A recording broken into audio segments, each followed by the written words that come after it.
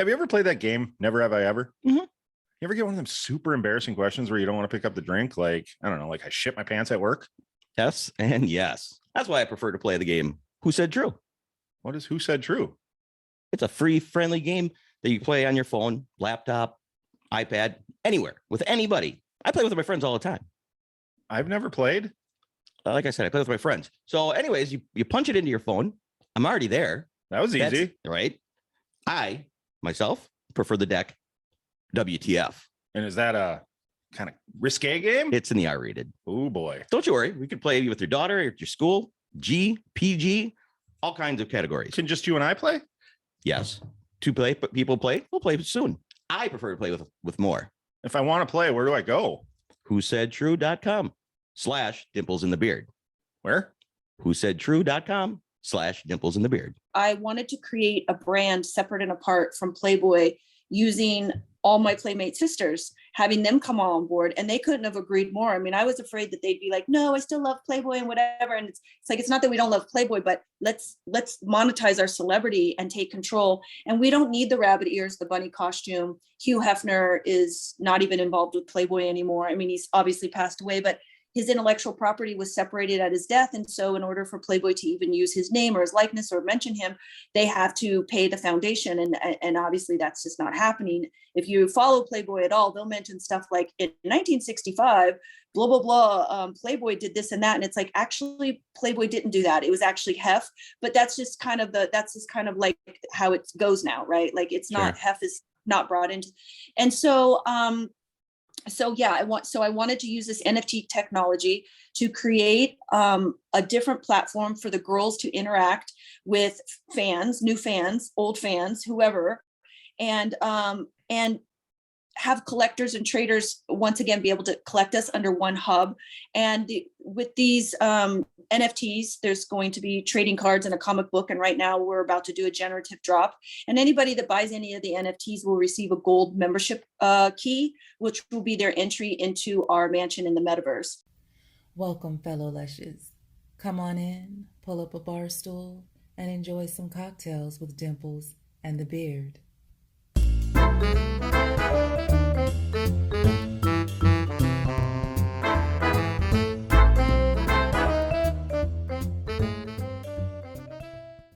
We got a show to do. Oh, the language. We tried to do this at the beginning of the last episode, but then it dragged on and on and on. And the intro went too long. And when I edited the episode, I didn't use it. So Could you use any of it? the intro? Yeah. No, it was terrible. Couldn't even splice it together. I didn't even try. Gotcha. That's bad. To be honest. Sometimes when it's just the two of us, we say really stupid shit and it just doesn't warrant the people hearing. But anyway, what I was going to say is What do you mean? So what if it's stupid? Everything comes out all stupid. Anyway, what I was going to say is hit that subscribe button. Please. Thank you. Yeah. Then you'll be the first to know. It costs you nothing. Not a dime. It's free to subscribe. You don't have to think about it. You don't. Think. Yeah. And then it's there. Then you know when the shows come out every Monday at You'll be midnight. the first to know. Or every Sunday at midnight. How does that work? Monday at midnight? Monday at midnight, right? If it's Monday at midnight, that means it's Monday morning. Because they come out at midnight. Maybe I should just make it easy and put them out at 12:01. They come out on Monday. Come on Sunday night, midnight. Middle of the night. So And we always have probably one, people are there. we always have one or two by the time I wake up at 6 a.m. There's always one or two views. And I'm like, oh, somebody was just itching. There's somebody who watches them all the time. So thank you to whoever our middle of the night viewer of new episodes is. We appreciate it. More early morning. Oh, geez. And we've got a pretty woman in the waiting room, Victoria Fuller. Another January 1996 has some exciting things to talk to us about. So let's get with it. Let's get jiggy with it. Let's get jiggy with it. Ba-dum-bum-bum-ba-dum.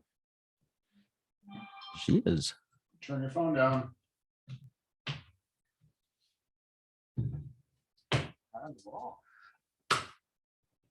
And ready to go. Hello. Can you guys hear me? We sure can. We can now. Okay, Yeah. great. Okay, We great. were I have just- to wear my glasses. I'm blind as a bat. We were just listening to you. So Oh, you were?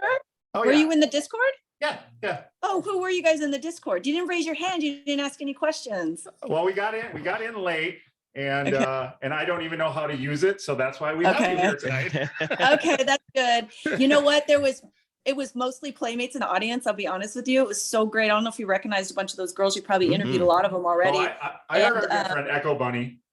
Yeah, we love she's- Echo. Yeah, she's great. So I haven't been invited on her podcast yet, but that's another story. We'll be hitting her up soon. No, just joking. She's great. We talk all the time. She's a doll, yeah. And we do. I heard Amber at the end. We have her coming up in a couple of weeks. We'll be talking to her. Oh, great. Yeah. So, yeah. So the most of the girls that were on there are not the girls that are actually in the first drop. They're part of the 100 girls that are coming up in the next.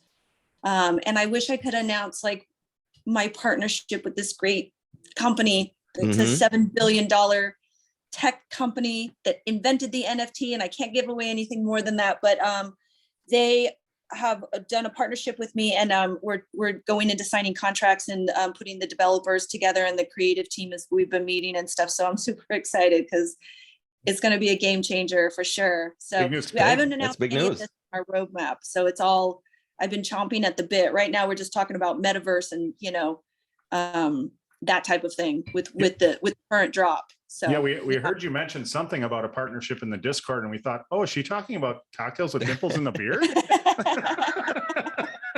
Right, that's close to 7 billion. We're close. Close. Yeah, Yeah, we're yeah, close. that's Yeah. it.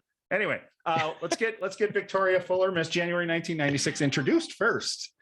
Absolutely. And welcome back. Yeah, welcome back. Thanks, guys. You one of our- guys are great. Last time we talked for a long time. I probably won't have that. I probably won't go on and on this time. But last time we had a lot of fun. I don't drink, so I can't really participate in the drink. But it looks. But all your drinks look really good every time you guys talk about your drinks. Yeah. Well, we've kind of stopped trying to make our own. We just talk to guests, and whatever the guests want to drink, we drink. And if we have a guest who doesn't drink, then we'll just have a beer or some whiskey or something. We'll So have some Scotty Pippen bourbon. So there you go. It's not that I don't drink. I just don't. I mean, maybe once or twice a year, but I recently had a glass of wine at dinner. I took my daughter out to dinner and I said, I'm going to get a glass of wine. She's like, really? So it had been about 2 years. I just never don't like it. I just don't. Sure. For some reason it sounded good. I'm like, I bet they're going to have good wine. And it was amazing glass of wine. Yeah. But I never think about having a drink. It's just never been my thing because I get really tired. And of course, if I'm driving, I don't want to drink. So I'm like, I'm such a lightweight. I took 2 sips. I was like, I'm already drunk. I took 2 sips. I'm like such a lightweight. I couldn't even finish it. Well, that's okay. It's a lot cheaper to drink that way. Yeah, of course. Well, girls shouldn't have to pay anything for drinking, in my opinion, but that's just me. I would agree with that wholeheartedly. On board. And I mean, even if you did drink sometimes, tonight's business, right? You got business to do. So tonight's business. It's been one thing after another. I've been all day. I am all day, every day right now. The war in Ukraine is not helping. Let's just put it that way. Yeah. I'm really actually my daughter and I were talking about it. And she's like, I don't understand. And I don't really fully understand. I really need to do my research and really have an understanding, like outside of the news and talk to people and stuff. There's a lot of stuff going on Twitter about it, but I'm definitely feeling nervous about it for sure. I mean, it's really sad. Yeah, it's really sad. I don't know if our president is up for the task, so I'm very concerned. I am. We all need to be. Yeah. I don't think he is, but that's a different story.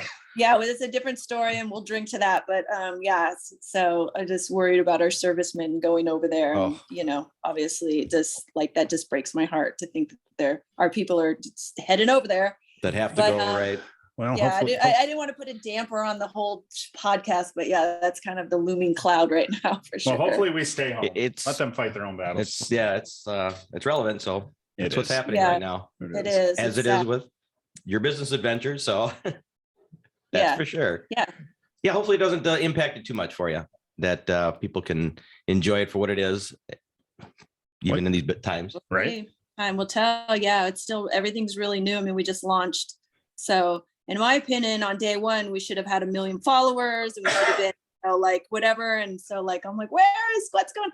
It's definitely a lot of work. It's definitely a lot of work. It's really a 24-hour job since it's a global community. So I'm trying to stay in touch with, people in Europe and stuff like that, because there's, a huge NFT buyer community that's over there. And I really want to be able to connect with them. Yeah, so I'm up all hours of the night. Sometimes I wake up at like 3 a.m. I'm like, I just got to get on the Discord. I got to get on the Discord, and I'll talk to people. So at least I feel, at least they feel like there's just someone always there. I mean, we have a team obviously, but you can't cover all the hours all the time. At this point, we haven't grown the team yet with adding more moderators because of how many members we have. But yeah, the Discord is a funky place. The girls are like, just getting into that AMA has been a challenge for them. You know what I mean? They're like, it's really a learning curve. Once you're in, you figure it out. You're like, oh, okay. Because really, as we all know, it's for the gaming industry, right? Like that's kind of who started Discord, was like, all these kids playing Fortnite and stuff. They get on their Discord and they talk to each other and they exchange stuff. And and now schools are using it. Everybody's using it. It's incredible. I know absolutely nothing about it. First of all, I just want to say thank you, because obviously you're very, very busy these days and you took time out of your schedule to talk to us. So first of all, we really appreciate you coming back on. I know you had hinted last time when we talked to you, they're just getting into it, that you had something big coming up, and obviously this is it. Yeah. So hopefully we'll take this time so you can explain it. Yeah, sure. To the simple minds like us that, yes, I've heard some things, but I guess it's going to be, I could talk and you correct me, or you walk us through what it actually is. Okay. Well, I'll give you a little kind of in a nutshell version. So as not to bore people, but basically it's NFT technology.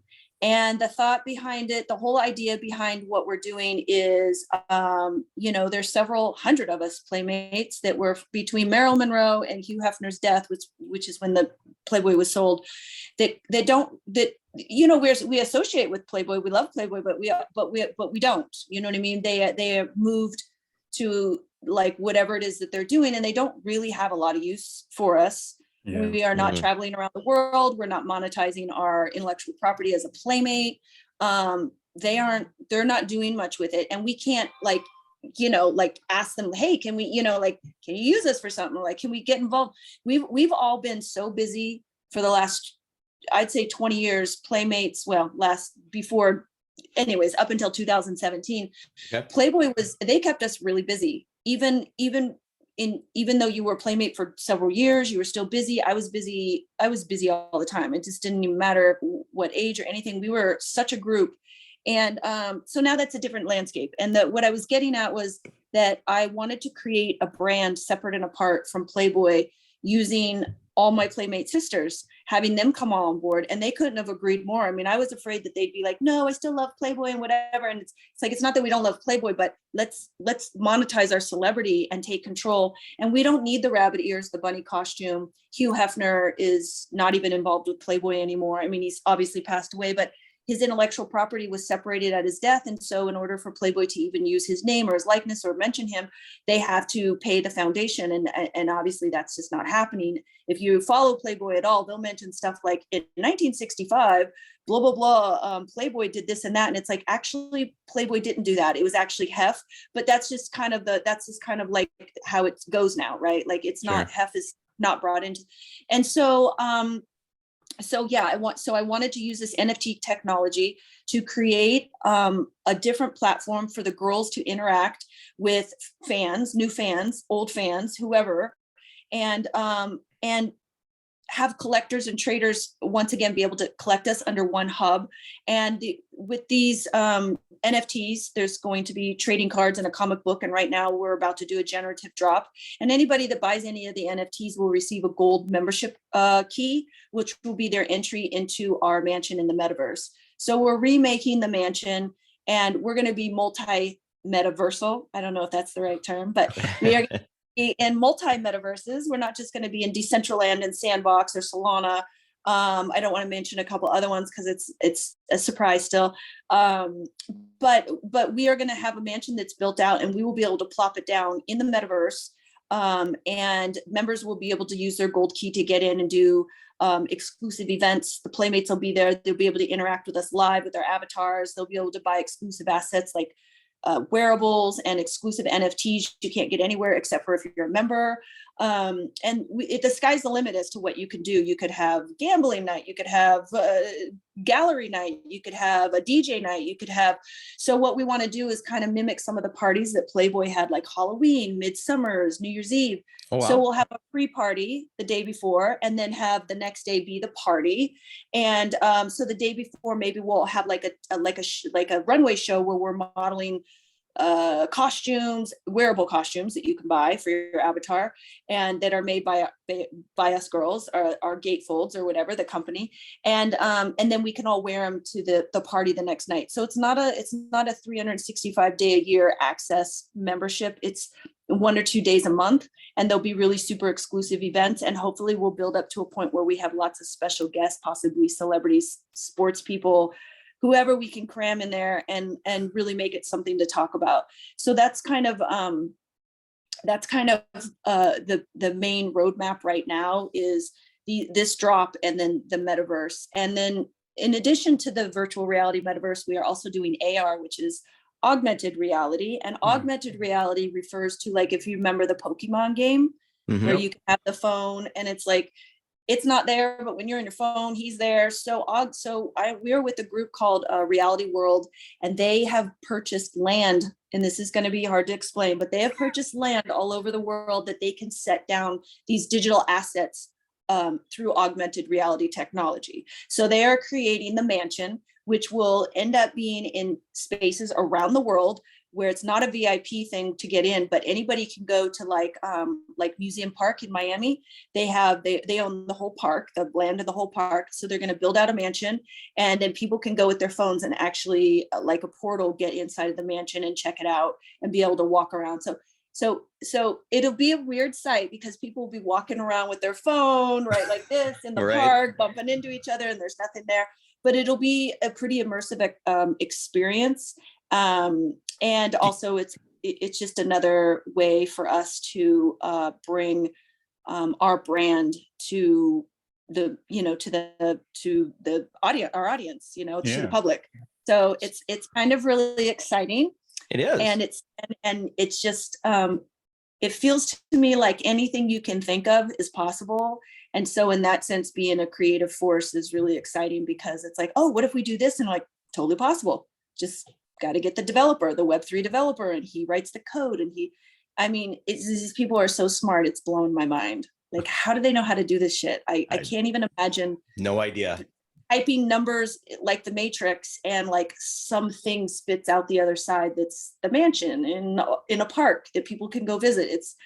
It's blowing my mind. So, and Apple is actually coming out with a pair of glasses. I don't remember the Google glasses. Yeah. They were at their time, and they got in trouble, and I don't know, the government or whoever like shut them down. They're like, you can't, because it's whatever it did. They felt it was an invasion of people's privacy. Oh. But Apple is coming out with a pair of glasses that are specifically for augmented reality, along with many other things. And so that's due out in like 14 months. And when that happens, anybody that has those glasses, one of the functions will be able to see any AR displays. I don't know what you call them. Wherever they are. I mean, they're not the only ones that do this thing. So it'll be something that will be more and more and more happening. It'll almost be like a virtual billboard, a virtual statue, virtual advertising, marketing. Kind of think of like Blade Runner, with stuff just, Sure. flying through the air and weird shit. So hopefully it won't get too crazy like that, but that's kind of the idea, is a whole nother way to connect with the public on anything. So it should be interesting. It sounds very interesting. It sounds almost so unbelievable, but it's so incredible. So many things going around in my head right now. I know. I'm just like, that was intense. I'm trying to form questions off of that. Oh, sorry. I know I talked really fast. I wanted to make sure, and it's hard to do it in a nutshell. And like, whenever I onboard a new Playmate, I I have to give her, it takes about an hour, and I have to give her the rundown of what an NFT is, what the function is, where it came from, what the use is, why we're doing it, where we're going, how it's going to affect her, and what I see in the future, and like, you know, on and on and on. And then the whole nutshell thing that I told you about, but in more detail. And like at the end of the conversation, both her and I are like so wiped out. We're like, okay, we're ready for a nap. We're like totally mentally exhausted. It is a copious amount of information to try and not only understand, learn, but also to convey to someone who has never heard of it. So yeah, I think until you submerge yourself into it, it's hard to have somebody tell you what it is and really get it. So it's almost need to experience it. Yeah, something you need to definitely experience to really grasp. And we are, like I said, we listened in, you know, and I feel like such a boomer when this kind of stuff goes on, because I'm like, I think we just hit this button and then they're just gonna pop here. I didn't know if there was a video or what, and then my phone is talking. It's more simple than you thought, though, right? Because you thought there was a little bit more that was going to happen, but really you just go to the Discord and press that button and you're in the channel. So it seems a lot more complicated than it is, but it's not. Actually, Discord is simple once you understand the function and how to navigate. You realize, oh, this is it. Like this is all there is. It's really not that. I mean, I think like Facebook and Twitter, I find incredibly. I have a hard time navigating, especially Facebook now. I like took a break for like a year and I went back. I don't know how to find myself. Yeah. You know, I'm like, where is my profile? Right. You know, like I had multiple, I had a private and I had a public, and like, I don't even know how to toggle between the two. So I'm like trying to update it and put new stuff and promote this product. And going again. Like, I don't know what I'm doing. So it's like, yeah, everything's a learning curve, even the things that are, so you think. Is what you're doing associated with with Facebook and their metaverse? Well, you know, traditionally, yes and no. Okay. So traditionally Facebook has been kind of a much more older crowd. Like my mom is on Facebook, my grandma's on Facebook, you know, like people are on Facebook are people that maybe are less technically inclined, let's face it. Right. And it's been like because it was around for so long and it's simple and we're all kind of there and it's just a messaging thing or whatever. But I was in a Twitter space room, which is like the AMA thing. I don't know if you know what Twitter space is, but they're kind of taking over. And they were talking about, you know, someone's like, oh, NFTs, you don't go to Facebook for NFTs. And one guy said, well, actually, you'd be surprised. I went into some Facebook chats. I didn't even know they had those. And he said, there's a whole community in there. It's a really amazing, booming community. And so I thought, oh, well, I'm going to go. That's why I went back on Facebook only. And so I went on and I joined all these clubs, and these clubs have like 200,000 members, 400,000 members, and it's all NFT based. Wow. And they're all networking and chit chatting and the whole thing. I'm like, wow, I really underestimated. And now that Mark Zuckerberg has basically renamed everything Meta, right, for metaverse, I don't know if you've seen any of the videos. If you think my stuff sounds far-fetched, I mean, his stuff is not only far-fetched, but absolutely scary, because they already know our personal algorithms. They know who we talk to, when we talk to. They know all our personal information. They have all our personal everything, our addresses, our phone numbers, our whatever it is, our driver's license on some of them, how they identify us. And so what's happening is like they have all this information, but now they want to pull it into the business thing. So now they're going to be able to monitor your business and your personal. And I'm just like, I don't know, like it seems a little invasive, like what he's trying to do. And turn my light on. It seems a little invasive of what he's trying to do, or what he's doing. And kind of like the characters, how it looks like all these monsters are around and weird shit that's around. I mean, to me, like seems like a bit much, but we'll see what happens. It's not happening right away. It's a process, you know. It's going to hit. I mean, he's doing it for a reason. He's doing it to grow it and continue to grow. So he's in a position, right, where it's like it's not enough that he's already in everybody's head, literally, but now he wants to get just a little bit deeper, you know. And for me, that really bothers me. He was in our politics. He controlled completely what happened with politics on the page. We had no freedom of speech if you were not for the party that, you know, that they wanted you to be for. And so just in that was just really a scary thought. I mean, they denied the president the ability to speak on a public platform. Because I mean, that Right. how much power do you have if you can shut the president up and get away with it? And Yeah. I mean, mean, it's still holding true today. That's I know, and Twitter too. Like, he can't tweet. He probably shouldn't, but I'm saying, like, it's just that's a different story. Yeah, but it's amazing that they could basically shut the president up. Sorry, True. boop, you're done, and there's nothing they can do. So Well, we talked about that the other day, and it was, you know, everybody should be able to talk. Yeah, no matter what they're saying. It you know, it really doesn't matter. So to shut anybody down, I think that's overstepping any boundaries for anybody. Right. Well, they were calling it like a safety issue and this and that. And certainly if people are trying to gather a mob together to break down the doors of something, I would say that that's probably a boundary. Or anybody that's saying, let's go get together with our guns and show up here. Mm-hmm. That would probably also be a boundary. Or just, you know, I mean, really, people nowadays really have to do their due diligence and their own personal research, because just because it's on the internet doesn't make it so. Stuff about diseases and, you know, COVID or cancer or whatever it is. I mean, you really have to do your research, because, I mean, as of right now, if you're like, I have an ache under my armpit and it feels like hot in my left ear, and you type that into Google, something's coming up. Okay. Oh, yeah. And it doesn't necessarily mean that that's actually the disease. You think, you know, so you could kind of go down the rabbit hole with trying to diagnose yourself or, you know, anything. So it can be a very dangerous place. So it's an interesting, we live in an interesting world where information is plentiful, but then also completely deceiving at the same time. So that's the problem with it, is the information's plentiful, but 3/4 of it is bullshit. So it's hard to decipher, you know. Make sure you're doing your research and doing your work to.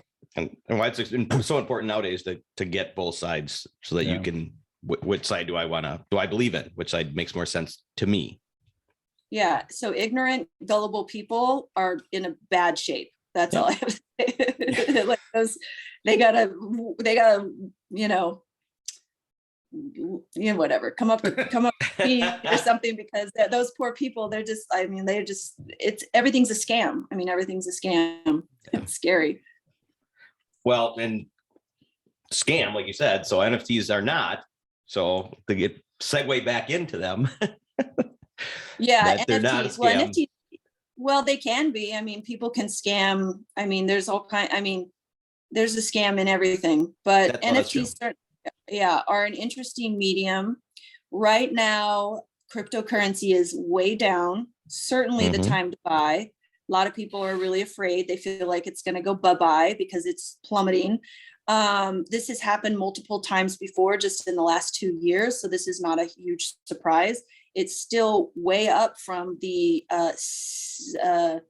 what was it, like 2 years ago, Bitcoin was at $1,200. It's at 37,000. So it's not quite like plummeting the way people think. And Ethereum, when I bought it a year and a half ago, was at $302 or something, and it's at 2,700, and that's considered low. So just to kind of put things in perspective, that, you know, stuff is still, I mean, astronomically high considering where it came from just a year and a half ago. I mean, stocks don't even usually climb. No stocks climb that fast and like stay and hum, and, you know, I mean, I guess if it's Google or something, or Apple or one of those, but, you know, like stocks take a long time to build. In the NFT and cryptocurrency community, we have become unbelievably impatient. So like, we want stuff to happen now. We want stuff to sell now. And when it doesn't, we think we're a complete failure. So hopefully that's going to start to die out, because, you know, a lot of people are getting really depressed. Like, oh my God, I put out an NFT yesterday and nobody bought it. And it's like, calm down, dudes. Stuff takes time. Picasso didn't become Picasso after one painting. You know what I mean? Like, things take time. People have to realize that things still do take time. And just because cryptocurrency is on this big fast track and everybody's in such a rush, that just to hang tight. It's not going anywhere. And just keep pursuing. Anybody that's getting into NFTs, just keep pursuing what you're passionate about and keep promoting your product. If you believe in it, other people eventually believe in it, and sometimes it just takes a really long time. So that's how my advice. How does one get started? Not maybe both questions. Buying it and or creating one of your own. So buying it is a lot easier than creating one. Sure. And the reason why is because there's lots of different NFT series that you can actually go and use your credit card, like NBA Top Shots, one of my favorites of all times. NBA Top Shots is on the Flow blockchain. It's in their own ecosystem. They have their own wallets. And any grandma can go onto NBATopShots.com, I guess it is, and you put in your debit card, as easy as that, and you create a profile. And what they do is they populate your wallet, they convert your dollars to cryptocurrency, and boom, you're ready to go. You're in the marketplace. You're ready to buy, sell, trade. And so you're ready to get right in. And so that's probably that's probably why they're at $1 billion market cap on top of being the NBA, is because the interface is so user friendly. And so you don't have to get an exchange. You don't have to get a crypto wallet. You don't have to transfer it. And, there's a danger in transferring from your exchange to your crypto wallet, and you can lose the cryptocurrency in the Ethernet by not putting in like the wrong, if you put in the wrong digits. People do it all the time. Millions of dollars worth of cryptocurrency is sitting in weird places that nobody can access anymore because they didn't have the correct wallet to wallet. It's very confusing, and it's decentralized, so nobody can help you. Whereas something like NBA Top Shots, they basically hold your hand. It's secure, it's insured, and there's no scamming going on there because they're completely in control of their ecosystem, and they're not really decentralized financing. They are know your audience. So they're everything's accounted for, and which is a really, if you want to be in decentralized financing, probably that's not the one for you, but it is a great way to get started in NFTs because you can buy packs, you can buy NFTs for as cheap as like $10, $5, whatever. And then you turn around, sell them for 20. And then you turn around and buy one for 10 and sell it for 30. And you could possibly get a LeBron James and sell it for 150. So it's really kind of like glorified gambling. And it's like pulling that thing on the slot machine where you never know what you're going to get. So essentially that's why people are kind of flocking to those kinds of NFTs, because they're just really easy to get into. All the other NFTs, it is a rigmarole. Someone needs to sit with you and understand how to create a wallet and how to access the marketplaces, because there's so many different platforms that you can buy NFTs on, OpenSea being the largest one. But even that, you have to know how to open a wallet, have cryptocurrency in it, and then even buying the NFT is tough because there's many different buttons that you have to click to accept it. And what people don't realize is sometimes you can accept it, but then the miners, the people putting you in the hash on the ledger on the blockchain, there's only so much that can go on each block, right? And if you don't make it into that block for whatever reason, there's too many people on at the same time, they'll deny you, but you still have to pay the gas fee. So you could be upwards of $100, $200 and still not receive the NFT. So it's I don't want to scare anybody, but it's complicated. But once you figure it out and you have an understanding, it's obviously a lot easier. But it took me months and months and months of really immersing myself in the NFT community to understand how to even get a wallet set up. I was so intimidated by it. If you want to make an NFT, I don't know if I'll be able to actually explain it to anybody on this show, because you really need to have the interface in front of you and have someone kind of walk you through it with you have to connect your wallet. You have to, there's many different platforms, and you can use Tezos, Bitcoin, Ethereum, Solana, Polygon, Cardano. There's many different blockchains that you can sell on, and marketplaces are specifically use specific currency, cryptocurrency. So the biggest one, which I've said before, is OpenSea, and they now accept wrapped ETH, Ethereum, Polygon, Solana. They're about to accept Flow. So they have a lot more options available. And certain cryptocurrencies, the gas prices, which is the transfer fee, is a lot cheaper. Ethereum is unbelievably expensive. Ethereum is the number one. It's the one that's ruining the ecosystem, ruining the earth, I should say, not just the ecosystem, but ruining the planet, because it takes a copious amount of energy to run these servers in order to keep that blockchain running. Oh. And yeah, Like legitimately, realistic. No, it's an unbelievable, you would not even imagine. And in fact, there was a thing on the news a couple months ago, and they were stalking this one, it's like a warehouse or something, and they thought for sure they saw people going in and out, and they were being so secretive, and the cops and the FBI or whoever were like on top of them. And I don't think it was in America. I think it was somewhere over in Germany or something like that. And they were thinking that it was a whole drug operation. And when they finally busted in with their guns and everything, it was like walls of servers and energy going and everything like that. And they're like, "What do you guys do?" And they're like, "Oh, we're mining Bitcoin." They're like, what's that? So like, they're not breaking the law. They were using an incredible amount of resources in order to run all those things. So essentially they were sucking energy from other, from others. It was a strain on the grid for sure. So they couldn't really arrest them for anything, but at the same time, it was kind of interesting to see that, because they were just like, they were expecting like bricks of cocaine or something. And that was not what was going on. So yeah. So Interesting. if we wanted to make just say we wanted to make an NFT of our beautiful logo back here, is there somebody we can just call and be like, make an NFT of this? Is that? It's not that. Well, anybody that has specifically a MetaMask wallet, and anybody that has their MetaMask wallet connected to OpenSea. When you have a MetaMask wallet, you automatically can connect it to OpenSea, and it automatically populates a profile for you. So you can buy, sell, and trade through that profile, and your wallet's automatically connected.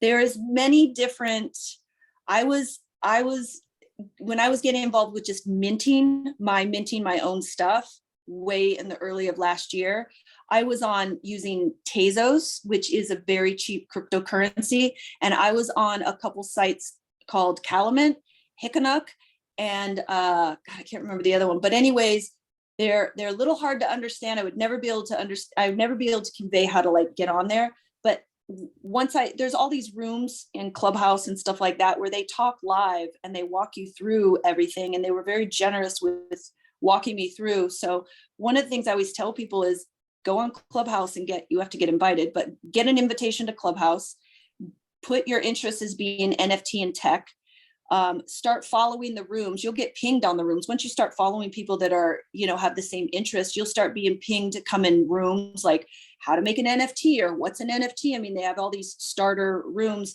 And really, that's kind of where I started. Like I started with, what's a non-fungible token? Like we started like way down at the very, very basic thing.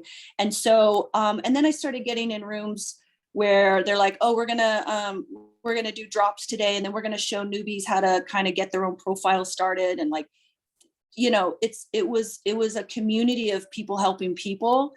And without that community, I never would have been able to understand or learn the ins and outs of what's going on. And I have a profile on many platforms, marketplace platforms like Foundation. You have to be invited in, you have to be voted in by other people that are in Foundation. Oh, wow. And that's kind of a hoity-toity one. Like if you have a Foundation profile that you can sell on, you could buy there, but you can't sell on it. It's kind of a big deal. I tried to sell one of my licensed artworks I did when I was licensed with Playboy, one of my Playboy pieces, because I figured, well, I'm just doing one. And if I'm in a gallery and I do an original of, say, one of you guys can't come after me. It's an original. It's a one of one. So I thought the same laws applied. And so I put up one of my Playboy things and I told Playboy about it because I was all proud. They did a cease and desist and said they were going to sue the pants off me if I didn't take it down. And I actually had to burn the NFT to a burn wallet, which if you do that, it's the biggest no-no, the biggest worst thing ever. If you have to burn an NFT, there's a real bad problem. And so, yeah, and they shut down my profile that I had just gotten accepted to, and they ruined my, you know, I was able to get it back, but yeah, so there, it's like it's a different world. And the what you can and can't do as far as copyright and intellectual property is not the same as what it is in real life with printing and everything else. And one of the reasons why is because once you put something on an NFT, it's forever. Yeah. So Sure. yeah, it's forever. But the platform that I would suggest to, if you're going to mint something, would be OpenSea. And if you guys need any help with any of it, I'd be happy to help you kind of onboard you. Once you're walked through it, you'll be like, okay, mystery solved. It's not really as crazy as, I mean, some people are like, oh, I've been thinking about this for months. I've been wanting to mint my own work and thinking about it for months, and I haven't gotten up the courage. And like, everybody made it to be this like monumental, secretive activity or something. And it's really not. It's just a sequence of buttons, and you just have to know that sequence. And that's really just it. You know, just understanding what the buttons are that you're pushing and making sure that you have the cryptocurrency. And to, you know, it costs money to create. It's not free. Right. So, and that it can cost, if the gas prices are high, it can cost $200 to make an NFT you're selling for $20. So, I mean, Okay. yeah, therein lies part of the problem. So Yeah. that's where you want to obviously sell enough to, right? Well, I mean, or you no. want to have an audience, right? You want to have an audience, and you want to have a community where, you know, people are interested and want to buy, because nowadays just putting an NFT up and expecting someone to buy it is kind of hard to do, because of all the ways that it's evolved in terms of it's become like a commodities floor, right? Like, it's become buying, selling, trading has become like stock market, and trading has become a very big industry for between 20 and 30-year-old men specifically, who maybe never even went to college, now are becoming millionaires because they've figured out the formula of how to basically spend 20 hours a day on all the discords and all the marketplaces and finding the drops at the mint, and buying low and turn around and, you know, flipping it for just double. Like, say they buy something for 200, they'll sell it for 300, and then they made that $100 profit. And if they do that enough times in a day, then they can make a pretty substantial amount of money. And then they can buy the bigger NFTs that are more valuable. And there's lots of NFT series that are just killing it. There's the Bored Ape Yacht Club, right? That came out. I'm sure you haven't heard about it. Have not. No. So Bored Ape Yacht Club, if you Google it, it's one of the most popular NFT series. It's a generative. There was 10,000 of them in the series. And a generative NFT goes like this. It's an artist or a group of artists, and they create a base. So for Bored Ape Yacht Club, there's a monkey. And so the monkey has things called traits. So maybe there'll be 150 different traits. So think of like a paper doll. So you have the base of the paper doll. It always looks exactly the same, and all the clothes seem to fit it, right? Like, no matter what clothes you put on, all the clothes fit it, the hats, the hair, the whatever. So the generative art is that they have all these traits in the base, and they put it in a randomizer, and they spit out however many they want. Usually 10,000 is the standard. So there's 10,000 randomized NFTs that all look like, you know, the ape, and it's all in a thing. So when they do a drop, you try to get on the whitelist, which is the pre-sale, and then you're able to mint, which means you directly mint from their platform, and you get it at the cheapest price possible. And then it populates onto the marketplace of like OpenSea, and people can buy them on the secondary market. Once they've been minted, they show up on the secondary market. So you can always find them in the collection together. But then when someone buys them, it also duplicates and populates into people's wallets. So you can see, you know, it's very transparent. You can see who has what in all their wallets. You can click on everybody's wallet if you want. So the Bored Ape Yacht Club, I think they were selling for about $400. There was 10,000 of them. They are going for millions of dollars each now.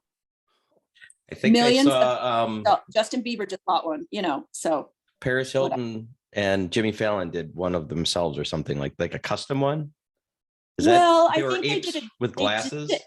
I think they either did a joke one or they each own one, and they bought one on the secondary market that had traits that kind of they Yes. resonated with, right? Like, so he Yes. wanted something that kind of he identified with, so he found one. There's Hugh Hefner's wife, his widow or whatever, her name's Crystal. She's a big NFT person, and she went on and bought a Bored Ape for $250,000, and she bought one with rabbit ears. So for her, that was like that ape represented her, and it's become a status symbol. Some of these NFTs have become, people use them as their avatars for their profile picture and social media and other things, and they've become a status symbol, like a Gucci or any of these other things. You wear a pair of Nikes, or those, what are those ones that Kanye West created, or they're God, they're so ugly and I can't remember the name, but you know what I'm talking about. I do, but I blocked $1,000, yeah, or Jordans or whatever, and like it becomes a status symbol. It's crazy. One of the first NFT that came out was called CryptoPunks, and if you look them up, it's a little square, and it's very pixelated because there's only so many pixels in there, and that's why they look like Minecraft or something. Sure. They have that look, and they came out in 2017, and when they did come out, they were selling for $300 a piece. There was 10,000 of them in the collection, and it took months and months and months to sell out. If you have a CryptoPunk now, you are worth millions of dollars. They are just worth millions of dollars, and they're hard to buy unless you're wealthy. So anybody that owns these type of NFTs that do really well are create communities where they are in clubs that you can only get in if you have one of these NFTs. And so now it's become like the new billionaires club, essentially. And so you can see where NFTs are like, there are so many different ways that NFTs are affecting people. Their cachet, right? Their like credibility, their show offs, their people making money. There's the lower end of NFTs that people don't, there's millions of them, and all these different collections that people are buying and selling. There's hedge funds that get together and they buy groups of NFTs together. So like there's one called World of Women, and when they first came out, they were selling for $161 each. And I personally remember thinking I should probably buy one because they have a really good message and it's women helping women. And so I thought I should buy one, but I just couldn't. I'm an artist and I didn't like the art. I thought it was really simple. And so I was like, eh. And now one is going to Christie's auction in the month of March. And so now the average price of one of these World of Women is around $29,000 to $40,000. And they just signed a deal with Reese Witherspoon and the Sunshine Company, and Oprah Winfrey has jumped on board. I mean, I'm just like, oh, I mean, there's so many of those that like, we have communities where we talk about them and on Twitter and stuff. And like, it's a big deal. They call it shilling. And when you shill, you talk about these NFTs that you should buy and that kind of a thing. So there's a lot to the community, not just an artist anymore. Isn't just like, oh, hey, I have a piece of artwork and I'm going to sell it. It's kind of evolved past that. It's become a lot harder for the average bear artist to kind of make a living off the NFTs. You kind of have to be attached to a project or something that's a little bit bigger to garnish a community to be interested. And you also have to have what's called a utility to the NFT, which means what does the NFT do for you besides looking at it? If the utility is it's just pretty and you're looking at it, that's fine. But the utility also has to have in order for people to really chomp on, it has to have another utility. Like our utility is you get a gold key and you get to get in the mansion, you get to come to events. So essentially you're buying into Ticketron, right? To come to the mansion. Right. So that's the utility for us. Everybody has a different utility. Some people are their games, or they become avatars for a metaverse world or a game or anything else. So it's a lot of gaming. It's definitely attached to a lot of gaming. Snoop Dogg is buying Death Row Records and the entire catalog of Death Row Records off of the sales of his NFTs. I mean, it's beyond. Yeah. Wow. He recently made $75 million overnight. off of selling some NFTs. So, and he's going to create an entire record label, NFT based. So Wow. he is about to become the most iconic musician on the planet, guaranteed in the next 3 years. Snoop Dogg's going to be someone to be reckoned with for sure. I mean, he's gonna break a lot of ground. I mean, Sure. he's moving and shaking. Yeah, he's a contender. Who knew, right? Who knew? He's just a hot smoke guy. Now he's definitely the OG of NFTs. Like, well, Snoop Dogg can do it. No. He's a brilliant guy, though. He's a really Yeah, smart no, guy. and that's not a knock on him.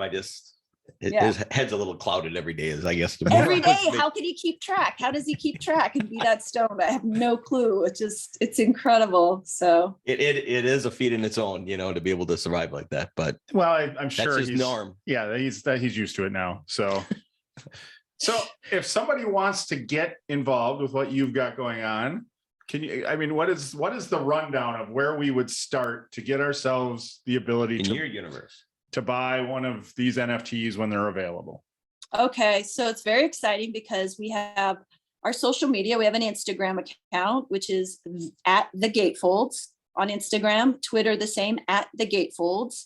And all of those have a link into our Discord. The Discord is all the information, all the official links, announcements, all the information you need to know is on our Discord. All those funnel into the Discord. We also have a website, which is gatefolds.io. And then that also has only one call to action, which is join the Discord. So everything funnels into the Discord. Okay. Unfortunately, Discord it's a kind of an odd, people don't understand the URL. So that's why we funnel everything in from all of our social media and our website. But once you're on the Discord, you'll be able to talk live with me. And I'm in. I'm in. You're in. So the Playmates are there. There's many Playmates that have joined the Discord. However, we are not, I'm not allowing the Playmates just to talk in the regular public channels because they are super exclusive, and part of, you have to be involved in the community of our Discord in order to get the perks to be able to get into other channels where you can access the girls. And I did that on purpose because I don't want dudes to just go to this Discord and there's no participation. They're just looky-loos. The last thing you want is to have a store and have a bunch of people in there that are not participating in what you're selling, right? So we're trying to engage our audience by having them invite other people. We're having contests. Mind you, the Discord just opened up a week ago. So we're really, really new. I mean, it literally just started. Mm-hmm. And we have a good community leader, and we're doing contests. We're going to be giving away NFTs. We're going to be doing derivative contests, which is where people can take the NFT. Basically, we'll give them an NFT to work off of, and they can create their own NFTs and artwork, which is what a derivative is. And they can, basically show off. There's so many incredible artists out there. So that's always a fun contest for people just to basically showcase their artistic abilities and put their spin on our product, which is always interesting to see how other people, what they would like to see, or how they would, their character of how they see the NFT. And really, even after the drop, it's going to be a continuation of engaging with the community, because more and more girls will be accessible, and people will be able to go on there. It's a pretty small community right now. So anybody that goes on there right now is going to get a lot of attention and be able to, I'm talking to everybody. I'm literally like, I know all kinds of stuff about these people. I know where they're from, how many kids they have, so we're getting really personal with, just sharing and stuff like that, which is really, really great.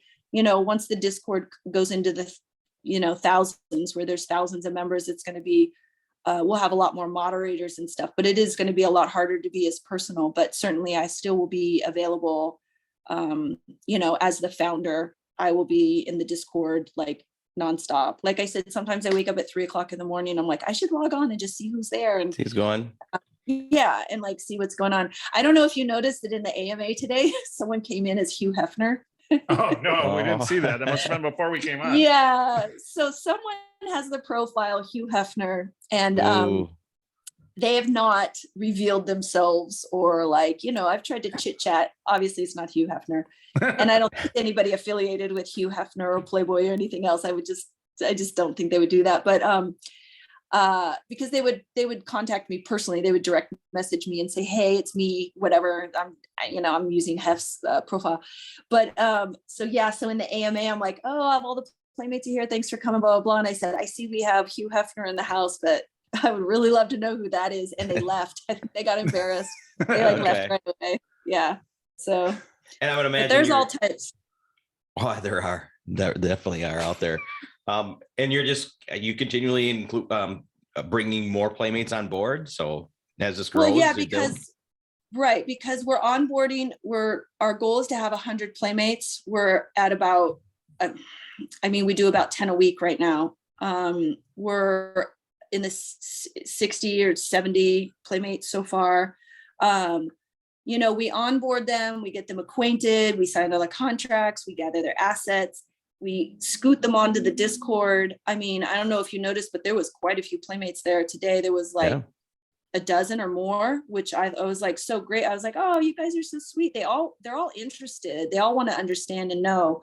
So it's really good. We're all kind of learning together. And really the project is about rising together as a team, as a sorority, as a collection together. There's no girl that's more important than any other girl. Some girls have a lot more followers than other girls, but I always try to tell them it's really not about who has more, who has what, because we're kind of all in this together. If people collect us, they're collecting me, her, and that girl. They're not just collecting because they just like me. They're going to want to collect as in the name collecting, right? You don't collect one Playboy. You want to collect all of them, right? You want to collect as many as possible. So I think that's, the message I keep trying to convey to the girls is to understand that we're a group and we're bigger and we're better in numbers, but the 100 Playmate mark is my goal. I'm finding now that we launched and we're all putting stuff out on social media, I'm having a lot of girls that I couldn't contact before, like I just wasn't in touch with them, contacting me and saying, hey, can I come in? And I'm like, think so. Heck yeah. And it's a lot of new girls. It's a lot of girls between 2010 and 2015. Oh, so there's perfect. a huge, I know, I'm thrilled to have these girls. They're gorgeous and they're technically, they understand technology. They all have digital assets. I don't have to go back in some archives and photographs and like scan things or anything. So they're much easier to onboard. Honestly, Sure. they're just the younger you are, it just seems like the easier you are to understand like technology and how things are. It's crazy.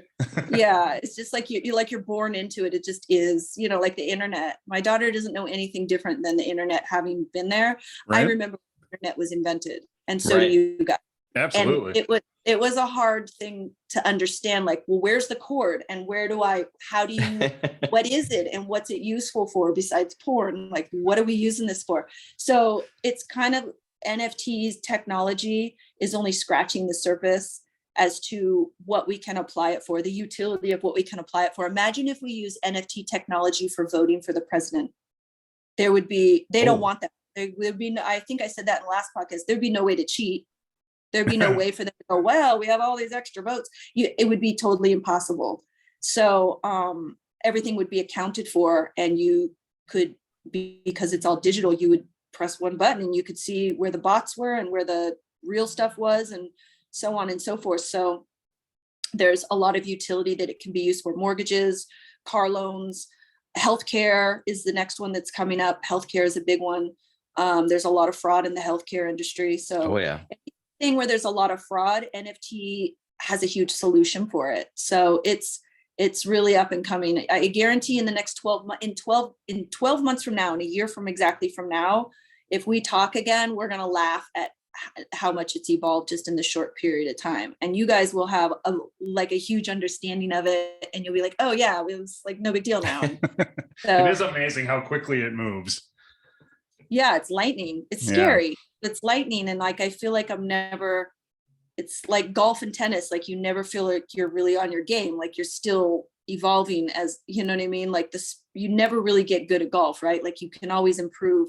It feels the same way. And I hate to put a sports analogy to it, but it That's kind a of good way to do it though. Yeah. I never feel like I understand that enough. I never feel like I kind of like feel like, oh shit, I didn't know that, So yeah, it's a lot to learn. And back It to is. And my son, has been getting into it. So How old is he? He's 32 now. Oh my God. You only look 32. He's not 32. Thank you very much. No, you In your can't have a face. 32-year-old. wait, she thinks I look 31, so fuck off. No, you guys, no, that's not possible. Oh my God. It's Well, very possible. Yes, my son is 32, and you were 12. Yeah. so he keeps talking. We would get together, and I'm just like, what? And he's farming. Yeah. So you're right. He's into it. So Good for him.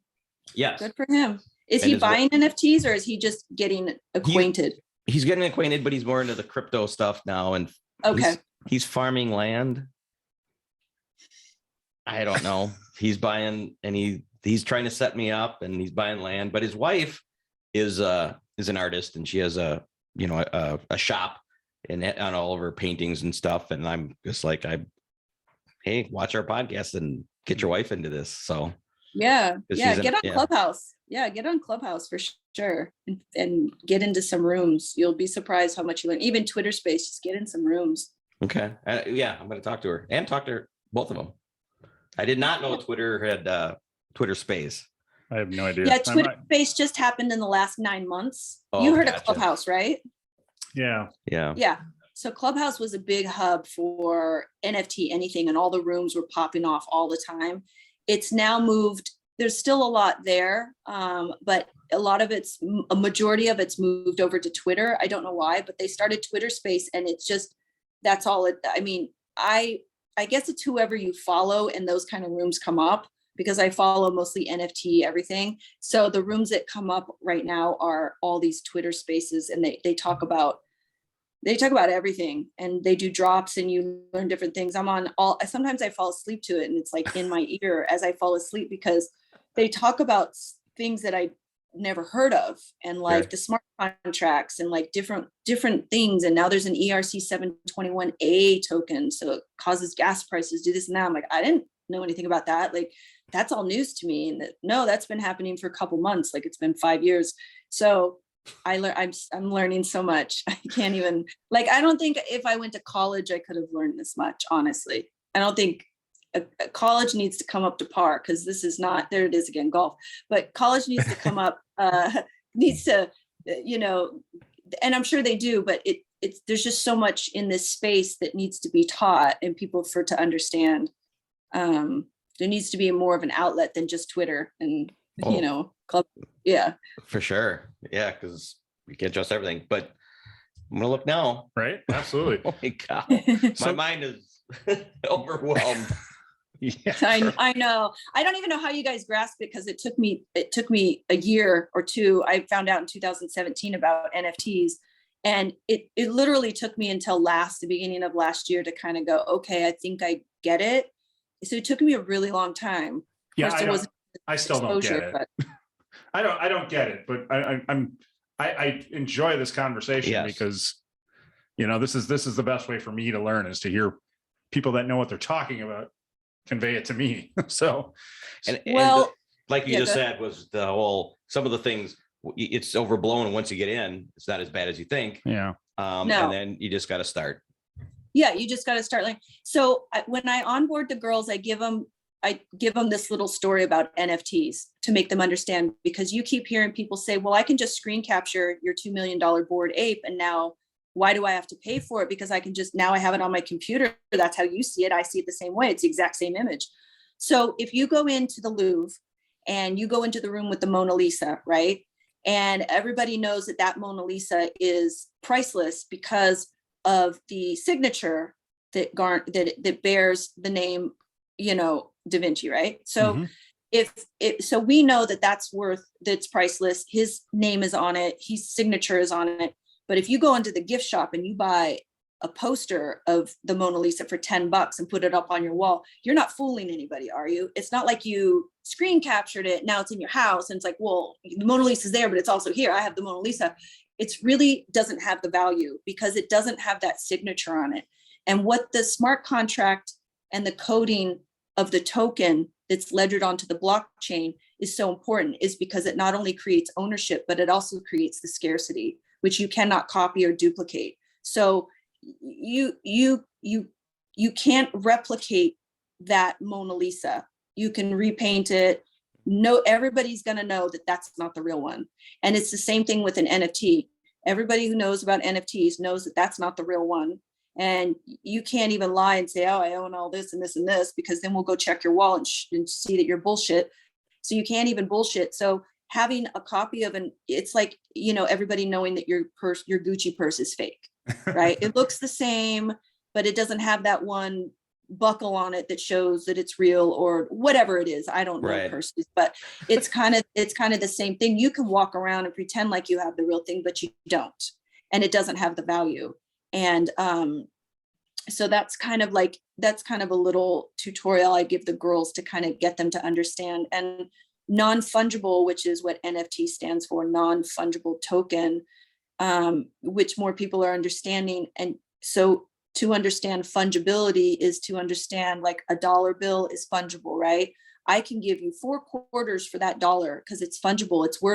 It has other things that are worth the same value. A $5 bill is worth 5 $1 bills because they're all worth the same thing, right? They're fungible. You can trade one for the other. An NFT is non-fungible because it doesn't have anything that we put a dollar amount on it, sure, what people will pay, but there isn't anything else like it that you can trade it for. There's nothing else you can trade for the Mona Lisa, right? There is nothing else. Someone could buy it for $1 billion and maybe that's the price tag on it. But honestly, there isn't anything that's equal to it that you can trade directly across. And that's what non-fungibility it relates to. So I don't know if you can understand that, but that's kind of in a nutshell about what non-fungible token means. I think what's funny is I had never heard the word fungible until I heard the word non-fungible. So I know. I'm like, I know. That's true. That is true. I didn't even know that was a word until I didn't either, but it's in the dictionary. I mean, so it's a word. It's just not something that we just really had in our vocabulary as a mainstream word. It's kind of interesting when I was learning about NFTs and it said non-fungible and they were doing the whole dollar thing. I was like, I didn't even know, like, even in our economics class, we never heard of the word fungible. I mean, so it is definitely an existing vocabulary that really is being reintroduced into society, mainstream words. Sure. So, it's kind of cool.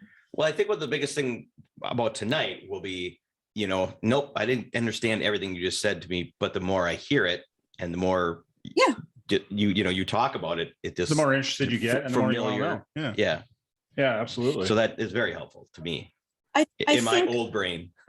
I think what people what they do is they ask the question, why does anybody care? Why would anybody want to collect you can't hold? Why would anybody want to spend money on something that's like a new technology that we don't really know enough about? And again, why can't I just screenshot it? Why isn't? So you have to kind of have to put away in a box those why questions, because why do some men collect watches when they can only wear one? Why do some women collect 100 purses when you really only can use one? Why do people have sneaker collections?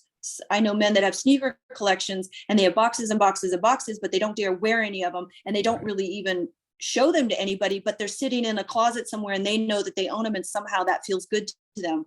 And so it's like, why would you want to do that? So the why question really is irrelevant. You kind of have to allow yourself to take those questions off the table, because that's going to get you stuck into not understanding what an NFT is. You gotta let that go and just kind of yourself into okay, just the why questions are really bad. They don't make sense. But you make a great point, because it's a status thing as well. I own all these sneakers, to your point. And I just think now you have that break between generations like mine who like possessions and it's a status thing or whatever, to saying, I don't own these physically, but I own them in my wallet or whatever the case may be. So it's just a different way of thinking. The younger generation probably can be like, look at my wallet. I got all this stuff. Right. Right. And I could show you on my phone. Whereas me, you got to come to my house to show me, all my stuff. Your museum here. Yeah. So. Well, it's because like Justin Bieber, right? When he bought his NFT for $2.46 million or whatever he bought it for, this Bored Ape. So he's at a party, right? And someone owned it and they said, dude, you want to buy this Bored Ape? So some guy at a party met Justin Bieber. I don't know the exact story, but I'm just paraphrasing here. Like, dude, buy this Bored Ape. And he's like, yeah, I definitely want to buy one. And so they got on each other's phones and, basically some guy became $2.5 million richer in about 40 seconds. And it's just like, what is that? How is that? Like, wow. It's crazy to wrap your head around that. That's like even a possibility, even eBay, someone could be at a party like, dude, I have something on eBay you might want. It's like, it just doesn't compare. It just doesn't even equate. Yeah, no. Do I bid on the auction or do I buy it now? No, that's all right. Well, I guess that'll be interesting if eBay does end up having, and I don't know, I've been on eBay and forever, maybe they do. I wonder if they will have an NFT selection or section, I should say. I mean, once eBay gets on board, I mean, I guess it's over by then, then you might as well buy them at Kmart, right? It's like, we're done as a community. Like, the NFT thing is no longer a big mystery. Or if the government gets involved, then they'll ruin it. They're trying. Of course they are. Oh yeah, they want. Of course they are. Why wouldn't they want a piece of it? But that's the other interesting thing about cryptocurrency and NFT is it shows that us as a society have the ability to take matters into our own hands and create a currency that the government has nothing to do with and can't govern. And we can have wallets and we can act separate and apart from all governments in the world and create wealth for ourselves that out of nothing. There's nothing, it's not based on gold or anything, and neither is the dollar, but not based on anything except for our perception of what we value it as. And so that to me shows like a huge evolution in our mindset as far as what government means to us, government, big brother, whatever, like and with COVID happening and us all becoming like pushed into our own little world and becoming more of a virtual society, it makes a lot of sense to have a cryptocurrency that we all agree is worth something. And we're going to, I mean, you could buy a car, you could buy a house, there's so much you can do with it now. And they're not stopping it. They can't stop it. India and China has their own cryptocurrency, so they don't allow any other cryptocurrency, allegedly. But in India, they have, basically the government has said, you're not allowed to have cryptocurrency. You're not allowed to buy, sell, trade. One of the biggest buyers of NFT are from India. Like they're still, and for whatever reason they live in squalor. They have bad plumbing, they have the best Wi-Fi on the planet. I don't know what they're doing, but their Wi-Fi is on point and they're able to be very active in this community because of that. So they're in their little grass huts or whatever they are, the little cardboard box, but their Wi-Fi is killing it and they're on their phone and they can basically have wallets that have money. And so if they're able to travel outside of the United States, they can possibly, create better lives and like whatever. So I think they're afraid because they can't get a piece of it. I don't know what the thought process is. Maybe they're afraid that they're not going to be able to control their people, because being poor is a huge way to control people. Oh, yeah. But I believe that there's a lot of good that's going to happen from NFT in terms of just the wealth that's happening. Most of us in the community that have these projects that have the potential to make big money, we all have a charity or a cause that we are donating to. We all choose something that we want to give back to. And for one, it's a tax write-off if people are doing their taxes. So that's number one. But number two, because of the volume of money that you could potentially make, you can actually make a difference. So that's pretty freaking exciting to think that, like, maybe we could feed a few 100,000 kids in America that maybe just don't have anything, or, you know, someone over in Somalia that needs whatever, you know, like we are able as a society to basically also fund a lot of charity and causes that can actually really make a difference. The charities that Gatefold Labs, my company, is really interested in is women helping women by supporting them into bringing them into the tech world and NFT community. So I want to definitely bridge the diversity gap of women in a male dominated field, right? It's all men, and women are very intimidated to come in, but there's a lot of smart women that are technical and artistic and everything else. And so we are going to be sharing our profits with causes and nonprofits that are supporting those women. So that's a big That is great. It's of a big interest of mine to do that. Definitely women helping women and breaking the stereotype of what Playmates stand for. You know, we're not just girls that want to just be TNA. I mean, the girls that are involved in this project are all mothers, entrepreneurs.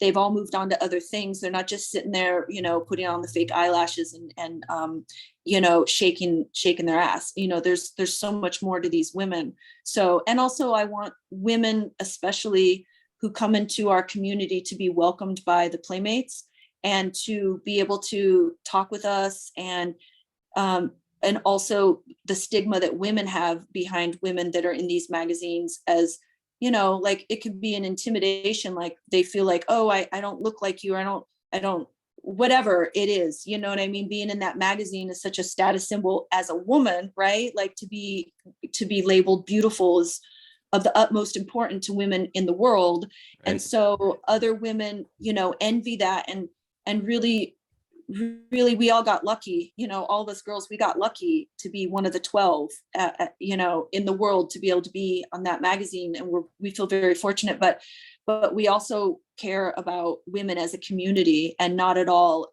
a catty space where we are competitive or in any way jealous about anyone else's success. So I definitely want to try to convey a message of being women helping women, and a safe place for women to come and speak to other women in the community that maybe they thought they wouldn't necessarily want to talk to, or you know, ever be able to talk to.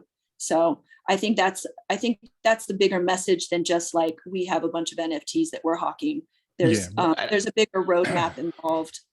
Well, and I can tell you this, since we've started doing this with the Playmates, it's been eye-opening how much you girls get along, how much you are support each other and help each other. And there's no cattiness about you at all.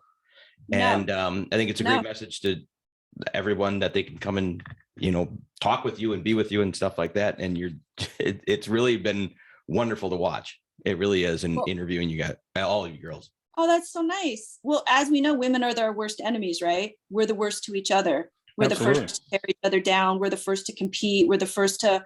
So I think it's important for women to know you don't have to do that. You can boost up another woman to big heights, and it only benefits you. There's no benefit in tearing someone else down.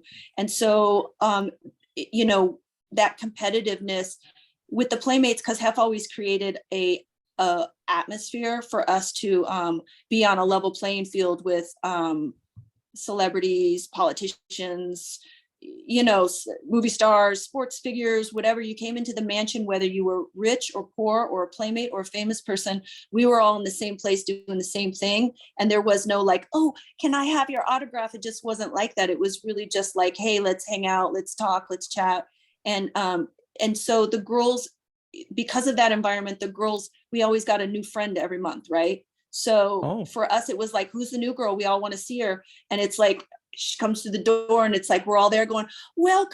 Oh my God, we have a new friend. And then she welcomes the next girl and the next girl. And so I think because that vibe has always been, instead of like girl coming into the mansion and us going, oh, who's that new girl? We don't want to talk, you know, like politics at high school. The Bachelorette. That wants to promote. Like the worst, like they all hate each other, but they're acting nice, and that phoniness. And it's so the opposite. Yeah. And so it's not like that for us at all. And still, like, these girls getting us together again has been like, so many of them have personally gotten in touch with me and like, or called me and said, I am so glad to be like reunited with all of us girls, because for many years we were kind of just like, we'd follow each other on social media and stuff, but we never had a place. So we never had a hub. We never had a place to gather. And so it's actually really, really exciting because we all genuinely care about each other, and we have a very unusual bond that we don't have with anybody else on the planet. So in the sake of that, it's been like a really connecting with the girls. It's been a really great way to connect with them and stuff, and like catch up. I mean, there's so many girls I'm like, oh, I had no idea you had even had a baby, or I don't know what you're doing and like what's going on in your life. So that's awesome. So yeah. Well, you've definitely welcomed us in your little world. Just a small sliver of it with the few that we've interviewed, but each one has been a delight. And we can't thank you all enough. And more coming up. Yes, and more coming up. Yeah, and I think Kimberly Holland, she's obviously wants to be on your show soon. She said that she's up and coming. So she was actually, what do you think of them? I said, yeah, definitely do it. Yeah, definitely do it. She's like, oh, okay.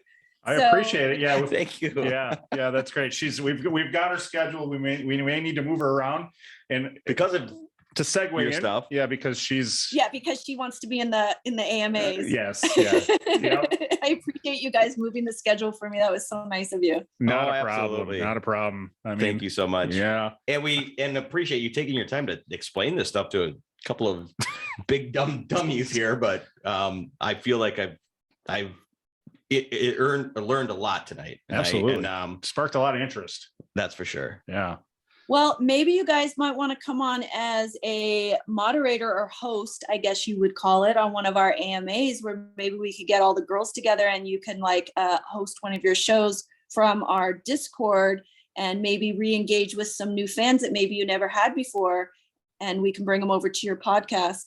So we should talk about that at some point. Once the Discord gets really pumping, that would be really fun for us to do that with you guys. 100%. You guys are great interviewers. You guys do your history. You guys know your history, and you investigate girls, and you have the good questions. So I think that's really key with the hosting of those rooms is key, right? So awesome. Well, I appreciate that. And we would add absolutely.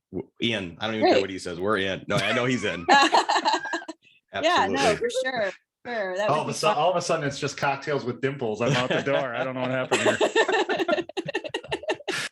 Oh, so tell everybody one more time, the AMAs on Discord are when? So we're doing for the next couple of weeks, we're doing a reveal of who the Playmates are on this particular project, on this particular NFT series called Rogue Playmates is the name of the series. And it's every Monday and Thursday at 5:00 Pacific Standard Time. And then end of March, we're charted to do the drop.